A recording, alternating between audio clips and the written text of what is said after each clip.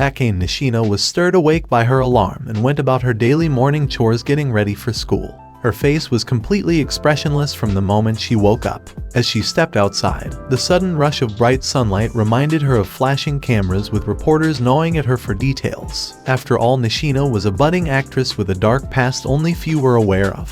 Her chauffeur dropped her off to school, not realizing an unknown car on their trail. Nishino's demeanor would completely change when she was outside her home. With a permanent smile on her face, she would exhibit a very positive aura, and all the students loved her for that. Many students greeted her good morning, and as she approached the locker room, she saw Kagenou and greeted him. He greeted back but got her name wrong just like always. She even informed him her correct name, but he was too occupied with his own thoughts to remember it. It puzzled Nishino that even though they were in the same class and they had been sitting next to each other since the past 3 months, Kagenou did not care enough to know her real name. According to her, the least forgivable thing he did was not to mistake her name, but the fact that he didn't even look at her properly. She was sure that though his eyes sometimes turned in her way, he was always looking beyond her at something else. She had become sick of him once she had noticed this. She was pulled back to her senses by another student who inquired if Nishino would be starring in the drama being aired next Monday. She confirmed so with a smile and said she was dying of nervousness. The students had formed a group around her and they expressed their excitement to see her again on TV. She tried her best not to involve Kagenou. Actually, she wanted to ignore him altogether. Kagenou sat there looking out of the window, moving his fist, counting beyond 20,000. It was lunchtime and Nishino went to the washroom and recalled how she had to pause her acting career due to a scandal when she was in middle school. Ever since that incident, she had put on a mask on her face. Kagenou sat all alone on the rooftop, reading notes on magic disguised under his science book. Under his breath, he whispered, "More power." The teacher wanted to entrust a questionnaire regarding school festival to someone, and Nishino held up her hand to volunteer for it. The teacher reminded her that she had supplementary lessons to attend. Hence, it would not be possible for her to undertake this task. Everyone laughed and praised Nishino for her hard work in such a busy schedule. The teacher then assigned the task to Kagenou. It was time for club activities and everyone left the classroom except for Nishino. To be favored by teachers, she had become an honor student. And to be favored by students, she had become popular. In short, until this day her life had all been about pleasing everyone around her, and making efforts to be favored by everyone.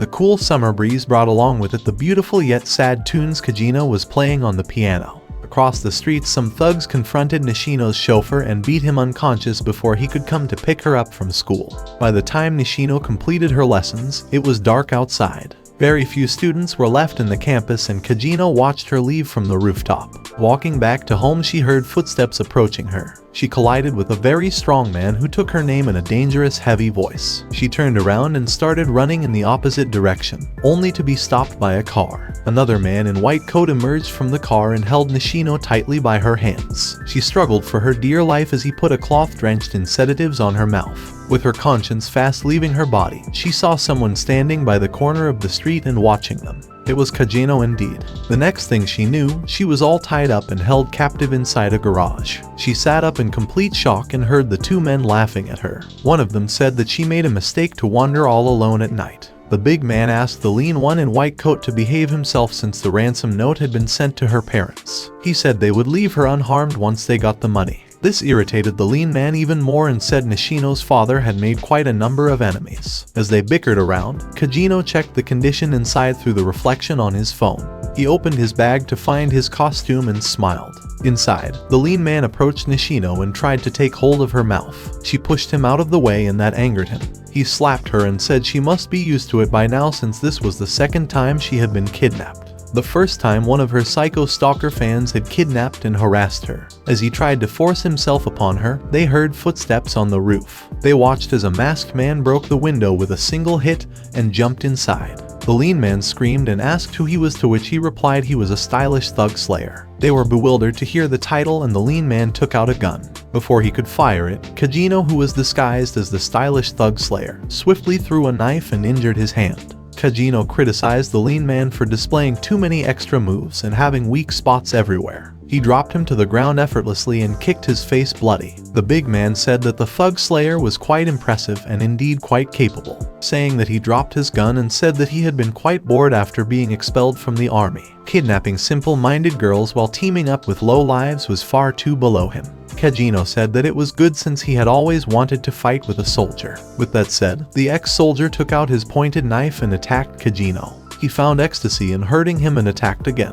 This time Kagenou blocked the attack with his crossbar. Kagenou explained how handy the crossbar was while attacking him continuously. The ex-soldier dodged all the attacks and explained why Kagenou had a fatal disadvantage due to the sheer difference in their physiques. The ex-soldier said he just had to save his head while Kagenou would be dead in one blow. Kagenou turned his crossbars to make the bended part face ahead and said that the bar's weight, strength, and portability made them a perfect weapon. He struck the ex-soldier's hand and explained how he used his weapons each night to beat up the biker gangs. The ex-soldier recognized him from the news as the ski-masked berserker who walloped the biker gangs with one bar. This scared him and he stood frozen listening to Kagenou. He explained how the biker gang started wearing helmets while fighting him to avoid a blow on their heads. The ex-soldier spotted a gun and ran to grab it. However, Kagenou approached him first and struck hard on his leg. He struck them bloody till both of them passed out and tied them together. He then approached Nishino with a sharp object and set her free. As she walked outside to call for help, Kagenou sat on the rooftop analyzing that his performance against the ex-soldier had not been that good.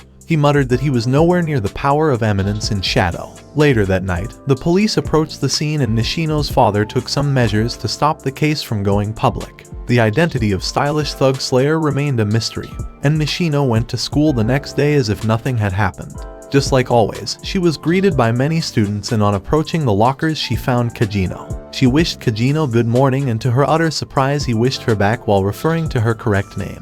She was shocked to see that not only he had remembered her correct name but was actually looking at her this time. She was sure that Kagenou was leading a masked life just like herself. She just felt that way but had no way of confirming that just yet. The day went on just like any other, and later in the evening, news was being aired on the television in Nishino's living room. The news channel displayed a photo of Kagenou, with the reporter saying that Kagenou died after being overrun by a truck that morning. Kagenou has a flashback of his childhood when he dreams of becoming a hero. Just like everyone longs to be a hero as a child, his aspirations were not just a temporary whim. Unlike others, this feeling kept growing as he grew older and he tried his best to become stronger. He acted as a mediocre student at school but trained and thrashed biker gangs by the night. Even after all this, he did not feel satisfied. He knew that he had certain limitations which he cannot possibly overcome. Though he could take on a number of ruffians, he would lose in case he's surrounded by armed soldiers. None of his battle skills would be enough to save him from a nuclear attack. He laments his human limitations and aspires to go way beyond them. At that very moment, Kagenou is hit by a truck and dies. He is reincarnated in another world where magic is commonplace. With the power he so desired finally within his grasp, he dons the moniker Shadow and establishes Shadow Garden, a group whose sole purpose is to combat the enigmatic cult of Diablos, an organization born from his imagination. He neither wished to be a protagonist nor a true villain in the story. He just wanted to be a side character who would exhibit his power from the shadows as the Eminence in Shadow. Named Cid Kagenou, he was born as the second child of Baron Kagenou. For generations, this family had produced dark knights who enhanced their physical abilities using magic. Just like he had always wanted, he was hidden in the shadow of his abundantly talented sister. On the exterior, he was just an average boy, but in the shadows of the night, he would fight off dangerous bandits of the area. This was one such night and he displayed amazing fighting skills in his slime suit using the slime sword. After killing all the bandits and even the Bushinryu master, he walked around to see all the valuables they had amassed from the innocent caravans. He heard something rattling and found a live rotting lump of mass inside a cage. He realized it could be of use to him and brought it home to perform a series of exhilarating experiments on it. 1 month later, he finally succeeded in containing the magical overload and the blob transformed into an elf. He named the elf as Alpha and introduced himself as Eminence in Shadow. Acting as the elf's savior, He makes up a story of how she was a hero's descendant and how he had saved her from the demon Diablo's curse. Alpha totally bought the story that the cult of Diablos were trying to revive the great demon and that Cid's mission was to remain in the shadows and put an end to their evil schemes. She pledged to join forces with him and punish the evil mongers. She even devised a plan to find other hero descendants and recruit them under their wing, expand their organization and strengthen their base of operations. They agreed to call their organization as Shadow Garden. 3 years passed by since that day, and in the eyes of the world he was still an average knight under training. In a test fight with his highly skilled sister Claire, he is able to strike her at such a high speed that she is unable to notice a single thing. She disappointingly exclaimed that the boy never makes any progress. Back at home, the family was making preparations for a grand party before Claire leaves to attend the Midgar Academy for Dark Knights in the royal capital. However, when the day came for her departure, she was nowhere to be found. The parents could not believe someone could overpower Claire. On the other hand, Alpha was already on a search for clues to find Claire. Beta explained that the culprit was a high-ranking officer belonging to the cult of Diablos. They had kidnapped Claire on the suspicion of her being one of the hero's descendants. She held out a map of possible hideout locations, and Cid randomly threw a dart, coincidentally marking the exact location where Claire was being held. Beta praised him for seeing the truth in an instant, and Cid ordered the 7 shadows to strike the location tonight. Claire was locked up in magic sealing chains, and on being praised, she said that unlike her brother, she learned something from him every day. The officer remembered that Cid was the one to heal Claire when she had shown signs of possession. She said there was no way that boy can perform such a high-level magic. Nevertheless, the officer showed interest to learn more about her brother, hearing which she broke her chains to attack and threaten him. The officer punched her unconscious, and one of his men came running to inform him about an infiltration in their camp. He runs outside only to find all his men defeated by 7 intruders. He was shocked to know that Alpha and the others knew the secret of cult of Diablos and heroes' descendants. He gets into a fight with Alpha and soon gets injured. He swallows a red pill which tremendously increases his power.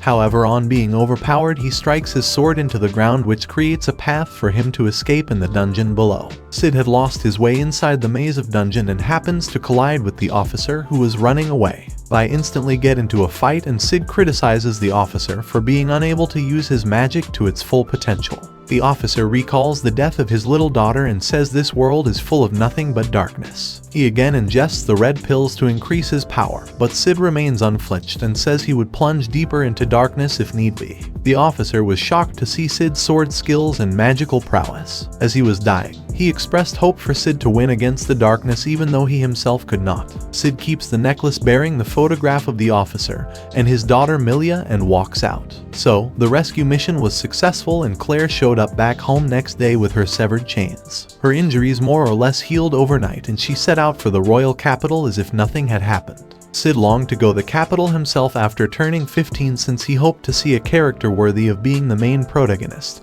and the final boss of the story as well. Though he planned to put Alpha and the other girls to work until then, to his surprise they announced to leave him. 2 years had passed, and on turning 15, Cid was on his way to the Midgar Academy in the royal capital. Alpha and the others had explained to him that the cult of Diablos was an enormous organization running on a global scale. They had said something about having to fight against it and had scattered in different directions. However, Cid thought they no longer believed in the cult story made up by him and hence had abandoned him. No matter what, he pledges to keep striving to be Eminence in shadow. 7 months had passed by, and he found the royal capital and the academy as grand as he had imagined. But since he was not in the top class, he had to find a cheap apartment to live, where he made friends with Skell and Poe. All 3 had agreed upon a bet penalty for the one who would score the worst in the tests. They pushed for Cid to honor his words and confess love to the most after girl in the school, and suffer her brutal rejection. The girl in question was the beautiful Princess Alexia, and Cid had already prepared the most background character-like confession which would guarantee her rejection. He stood in front of her shaking from head to toe, messing up the words and pronunciations while confessing. They were all shocked to see that the princess agreed to date him. This incident shattered his beloved background character and brought him to the spotlight. The princess even started having lunch with them, and Cid tried his best to misbehave in order to get rid of her. Nothing he did seemed to bother the princess, and she announced that she had got him transferred from his Section 9 to the Section 1 so that they can have their classes together. Mr. Zenon was not only the official royal fencing instructor of Section 1, but also the one who was officially betrothed to Princess Alexia. Her sister Princess Iris was an unmatched dark knight who had enabled the academy to rival traditional Bushin fencing style. Cid was paired up with Princess Alexia to practice fencing, and he noticed her movements were quite bland and annoyingly similar to his own style. She was hyper-focused to her task and had perfectly honed techniques to stay true to the basics. Overhearing the conversation, Cid now understood that the princess accepted his proposal since she did not want to marry Mr. Zenon. She wanted an easily controllable low-class aristocrat just like Cid to get herself out of the situation. Cid said he had no interest in getting mixed up with her problems and wanted to quit when she presented him with a coin.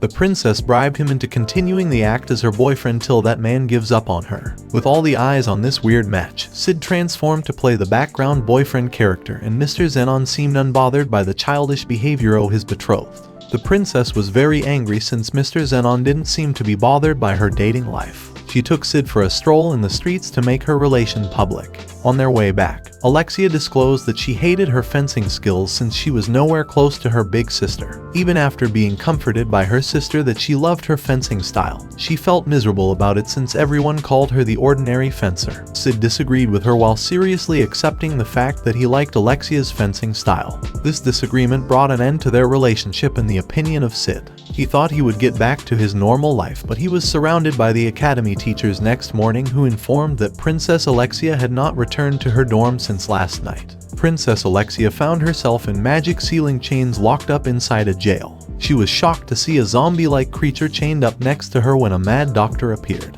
He was singing in joy to be able to have his hands on royal blood, saying he would now resurrect the great demon. On the other side of town, Cid was being tortured on the pretext of kidnapping the princess. The torture itself did not bother him, and he pretended to be begging for his life. The mad doctor continued pumping out blood from Alexia and resorted to hitting the creature on getting angry. He forcefully feeds the princess, and the creature looks at them in sheer anger. Princess Iris and Mr. Zenon were taking all measures to locate Alexia, and even after 5 days of torture, Cid had not disclosed any information of value.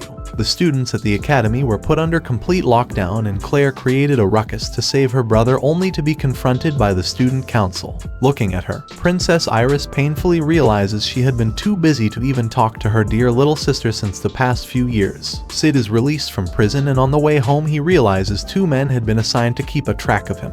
A lady crosses by him on the street whispering that she'll contact him later. Alpha was waiting for him in his apartment and informs him that they had been successful in expanding their organization.